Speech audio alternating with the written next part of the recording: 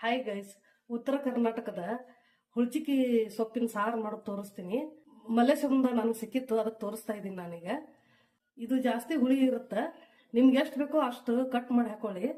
ಹುಳಿ ಜಾಸ್ತಿ ಬೇಕಂದ್ರೆ ಒಂದು ಕಟ್ ಇದ್ರೆ ಒಂದು ಕಟ್ ಹಾಕೊಂಬಿಡಿ. ನಾನು ಇವಾಗ ಇದನ್ನೆಲ್ಲ ಸೊಪ್ಪು ಕಟ್ ಮಾಡಿ ಇಟ್ಟಿದ್ದೀನಿ, ಅದಕ್ಕೆ ತೋರಿಸ್ತಾ ಇದ್ದೀನಿ. ನಾನು ಇವಾಗ ಮೊದಲು ಕುಕ್ಕರ್ ಇಟ್ಕೋಬೇಕು. 3-4 ಸ್ಪೂನ್ ಆಯಿಲ್ ಹಾಕೊಳ್ಳಿ. ನೀವು ಸಾರು ಎಷ್ಟು ಮಾಡ್ತೀರೋ ಅದ್ರ ಮೇಲೆ ಡಿಪೆಂಡ್. ಸ್ವಲ್ಪ ಮಾಡಿದ್ರು ಅದು ನಾವು ನಡಿತೈತಿ. ಇವಾಗ ಎಣ್ಣೆ ಕಾದಿದೆ, ಅದಕ್ಕೆ ಸ್ವಲ್ಪ 1 ಸ್ಪೂನ್ ಅಷ್ಟು ಜೀರಿಗೆ ಹಾಕೊಳ್ಳೋಣ. 1 ಗೆಡ್ಡೆಯಷ್ಟು ಬೆಳ್ಳುಳ್ಳಿ ಹಾಕೊಂತ ಇದ್ದೀನಿ.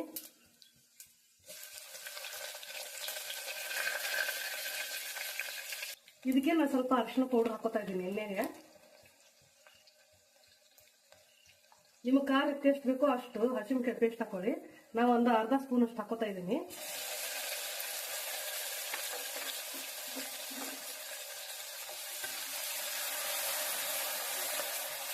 ಸ್ವಲ್ಪ ಎಣ್ಣೆಯಲ್ಲಿ ಫ್ರೈ ಆಗಲಿ ಅದು.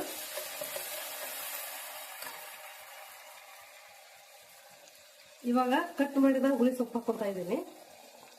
ಹುಳಿ ಸೊಪ್ಪು ಅಂದ್ರೆ ಇದು ಪುಂಡಿ ಪಲ್ಯ, ಗೋಂಗೂರ ಸೊಪ್ಪಲ್ಲ, ಹುಳ್ಚಿಕ್ಕ ಅಂತಾರೆ ಇದಕ್ಕೆ. ಎಣ್ಣೆಲ್ಲೇ ಇಟ್ಕೊಂಡ್ರೆ ಕರಿಗ್ ಬಿಡುತ್ತೆ, ಅದು ಸ್ವಲ್ಪ ಆಗುತ್ತೆ. ಜಾಸ್ತಿ ಆದ್ರೆ ಎತ್ತಿಟ್ಕೊಳ್ಳಿ ನೀವು ಫ್ರಿಜ್ಜಿಗೆ. ಮತ್ತೊಂದ್ಸಲ ಬೇಳೆ ಮಾಡಿದಾಗ ಹಾಕಿ ಬೇಳೆ ಮಾಡ್ಕೊಳ್ಳಿ.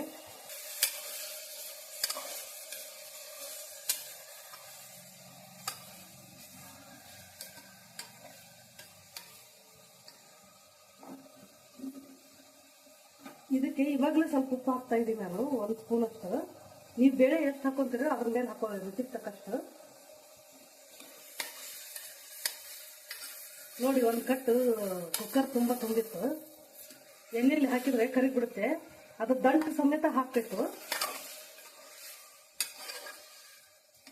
ನೋಡಿ, ಎಣ್ಣೆಯಲ್ಲಿ ಹಾಕಿ ತಾಳ್ಸಿದ್ರೆ ಒಗ್ಗರಣೆ ಹಾಕಿದ್ರೆ ಸ್ವಲ್ಪ ಆಗಿಬಿಡುತ್ತೆ. ನಿಮ್ಗೆ ಇಷ್ಟು ಬೇಡ ಅನ್ಸಿದ್ರೆ ಸ್ವಲ್ಪ ಎತ್ತಿಟ್ಕೊಂಡು ಇನ್ನೊಂದ್ಸಲ ಬೇಳೆ ಮಾಡಿದಾಗ ಮಾಡ್ಕೊಳ್ಳಿ.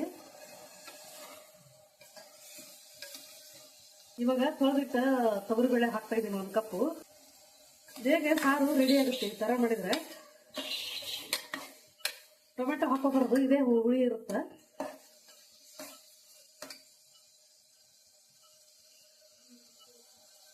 ನಾನು ಇವಾಗ ಬೇಳೆಗೆ ನೀರು ಹಾಕೋತಾ ಇದ್ದೀನಿ. 1 ಅರ್ಧ ಲೀಟರ್ ಇದೆ.